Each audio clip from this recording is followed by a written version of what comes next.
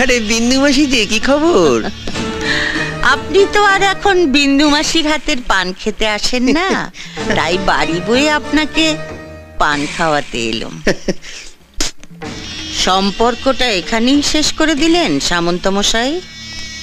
এ তুমি কি বলছো মাসি? তোমার সঙ্গে আমার সম্পর্ক কি আজকের?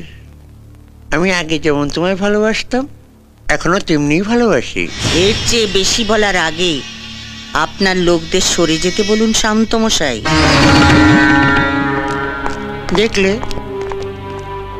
তোমার সঙ্গে আমার সম্পর্কটা এখনো কেমন মধুর। গার্ডদের সামনে তুমি আমায় গালাগাল দিলে না। এবার দেব।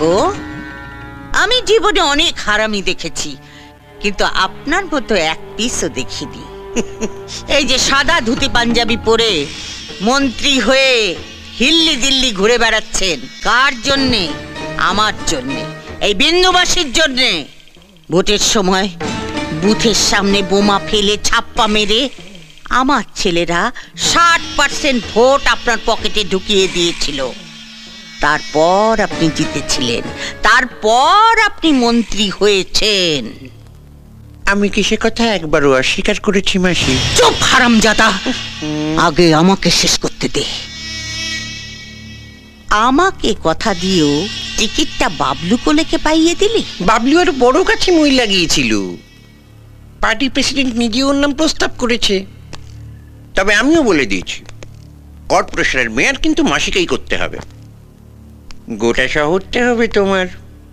মেয়রের চেয়ারে বসে লুটে পুটে খাবে। তোর মেয়রের চেয়ারে আমি ইয়ে করি। বিন্দু মাসি কারু ভিক্ষে নেয় না। আপনার পার্টি আমাকে টিকিট দিক বা না দিক, ভোটে আমি দাঁড়াচ্ছি ওই বাবলু কোলের বিপক্ষে।